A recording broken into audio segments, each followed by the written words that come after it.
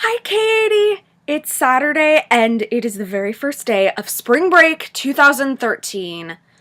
Hannah goes to New York. I am so excited, I cannot even tell you. I'm staying with my friend in Brooklyn, and she and I are both going, and then our other friend Jacob is going, and it's just gonna be really great because the three of us are just gonna take New York by storm for like literally 8 days. Like, I've never been in New York that long, and I'm really, really excited because there's just so much to see and do that you don't get to do in like a 3-day or 4-day period. So I'm like flipping out, like seeing a bunch of shows, catching up with a bunch of friends, like getting a lot of stuff done, you know? So I'm over the moon excited. We're getting a bus at 2, which is in a couple of hours, and I've never even like rode a bus before to anything, like other than a normal bus, but like I'm just taking a bus to New York, like it really, really sucks that you have to deal with a lot of crap and that you have to be all stressed out and have just a bunch of things thrown at you.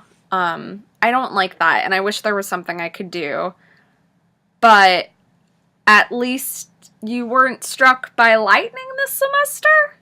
Is that a bright side? On a brighter note, let's talk about the Oscars. I know I didn't make a video before the Oscars, and I was really upset about that because I watched all 9 nominees just for you. It was also Tech Week for Cinderella, and like life was crazy, so I didn't really get to make one. But I saw all 9 nominees, so I have opinions. I was overall very pleased with the results of the Oscars, other than Best Director, just because, like, Life of Pi, like, it just wasn't that great, in my opinion. But, like, fine, whatever. Everything else definitely deserved to win. Jennifer Lawrence did a great job in Silver Linings Playbook, but I don't know if she was the most deserving. I guess I really judge how Best Actor or Actress should be nominated is from how much they stretch themselves from their true and real self. And I feel like Jennifer Lawrence is quirky and weird, and her character was quirky and weird, so it didn't feel like that much of a stretch, but I still really enjoyed her work in that. The most deserving to me was Emmanuel, if I'm pronouncing that right, Riva, if I'm pronouncing that right, who was the star of Amour. Amour was the most beautiful piece of film I've ever seen. Ever. Like, if we're talking about art and like cinematography and just that should have One Direction, I don't even know if it was nominated, but like that was just brilliant. And she had to play a woman who had a stroke, and I can't do that. Even when nothing was happening on the screen, I was so invested because she and her counterpart were both fascinating, and I really enjoyed their performances, and I don't think they got enough recognition for that, which I understand because it's a French film. At least it won Best Foreign Film because, like, obviously it was the best. I was happy that Argo won, if not only just for the story for Ben Affleck, you know, not getting the directing nomination, being really upset about that, and then getting Best Picture to be like, screw you guys, even though you're the ones that voted for me. I thought Seth MacFarlane hosting did a great job, which I was not expecting.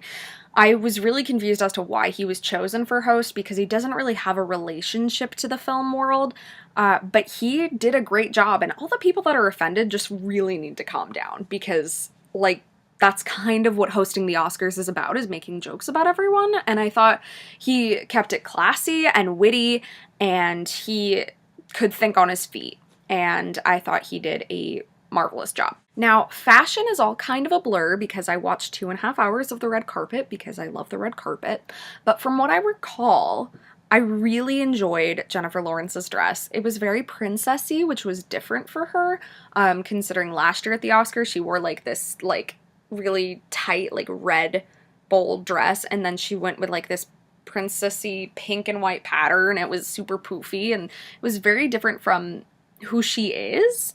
But I liked it that way. Amanda Seyfried had a gorgeous dress, whereas Anne Hathaway did not. She did not have a good dress, Katie. It was badly placed in her chest area where things were said, and it just did not turn out well for her. She chose the dress like 3 hours before the Oscars, and that's because she originally had a dress with Valentino, who she's very good friends with. She had a Valentino dress, but then she found out that it was too close to Amanda Seyfried's dress, and she really didn't want any conversation about that, and so she gave the whole look to Amanda Seyfried so that she could shine, which I thought was really selfless of her, and I just really love Anne Hathaway.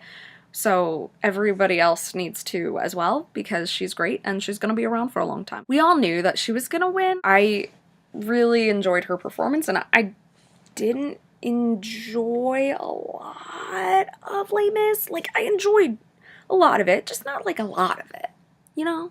Jennifer Hudson's performance of And I'm Telling You nailed it out of the park, and it proved that you don't need the weight to still sound good.